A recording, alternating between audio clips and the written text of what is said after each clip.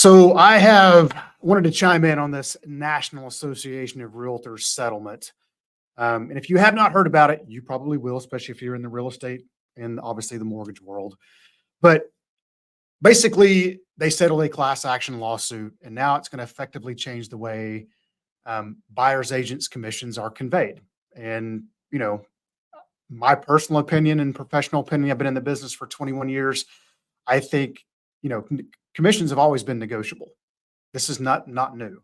They're not going to be able to be listed at MLS or the multiple listing service for people to see what the seller or is offering in a co-op commission to the buyer's agent. This is day 3 now since this settlement came out. Today is March 20th. This settlement news came out on March 15th, so 3rd working day over the weekend. And to say the least, the real estate community is in a panic. I think that is putting it mildly. And some rightfully change is hard. Change is hard for people, and we've been doing business for so long this way, and now it's a change. And what am I going to do? And how's this going to affect this person and that buyer? Everybody's market is different. I see a lot of pontifications, if you will, on the internet from news outlets that are completely false. Okay, so don't get your news from some jackwagon headline because most of it's wrong. I've even seen our local news reporting it incorrectly. They're saying that commissions, the 6% commission is going away, and that is actually incorrect. It's sensationalism. It's to get clicks. It's the way it works these days. So for the realtors out there and the veterans that are looking to utilize the VA home loan benefit, and this is why I wanted to put this out there, because I've been asked this question 1,000 times in the last 5 days. What's it mean for veterans? How's it going to work? Because veterans, by rule, by guideline in Chapter 8 of the handbook, are not allowed to pay buyers agents commissions. And nobody says they're going to have to. I think that's the thing that people are missing. No one has said that they're going to have to. Every market is going to be different. I have talked to agents from Fort Liberty to Fort Rucker to El Paso to Miramar, Naval Station, 32nd Street in San Diego, all that stuff across the country. Every market's different. Now, I'm not going to say that there's not going to be some idiot lenders or idiot sellers out there who are going to catch wind of this and say, oh, you know what? I'm going to save 3%. I'm not paying the buyer's agent anything. Well, chances are those houses are going to sit. Period. For various reasons. It could be because the people don't have the money to pay the buyer's agent.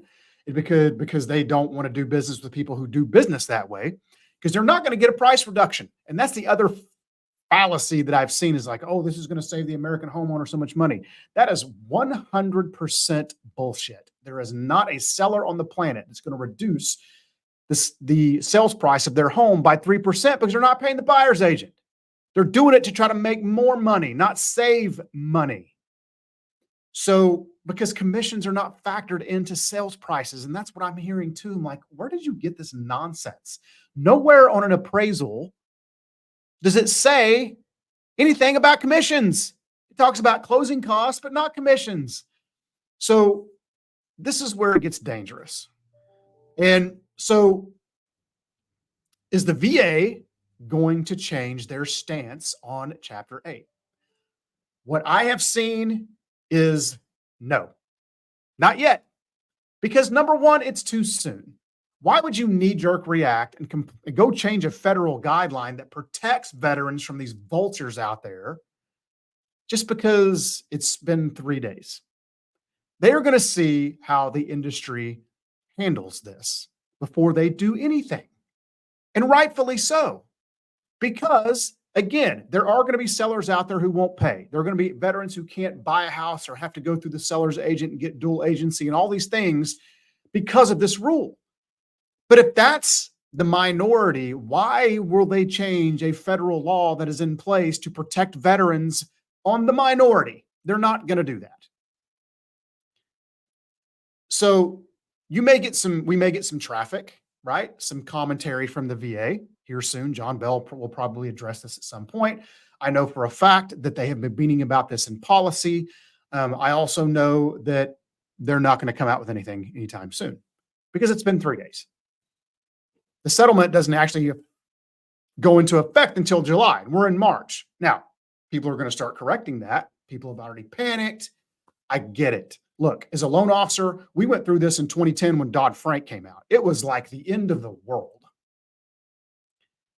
But guess what? It is 2024. Last time I checked, that was 14 years ago. And those of us who adapted, changed business models, whatever you did to get through that change, we're still here. So I would implore you to just take a breath. Social media is insane.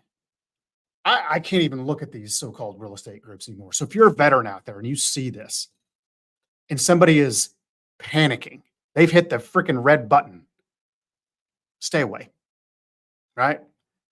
Reach out to me. I will connect you. Reach out to some trusted sources. But what I would implore you to do is do not put yourself in a financial situation that's going to be harmful to your family, especially if you're active duty and you have limited funds. Even if you're active duty or a veteran and you've sold a house and you've netted a lot of money, just because a seller won't do it and that's one person doesn't mean they speak for the industry as a whole. And I think we're forgetting that. So there'll be more to come. We'll have updates as we go along. I'll have updates for you as the VA changes things or we get traffic for them or based on my contacts, I get information that I believe is pertinent. But in the meantime, let's just calm down. Cooler heads will prevail on this and we will figure it out because true pros will do that. So if you have questions, please reach out to me. I would be more than happy to have this conversation with you. But I hope this helps. If you can do anything for you, let me know. But keep your head up, hang in there. We'll all get through it.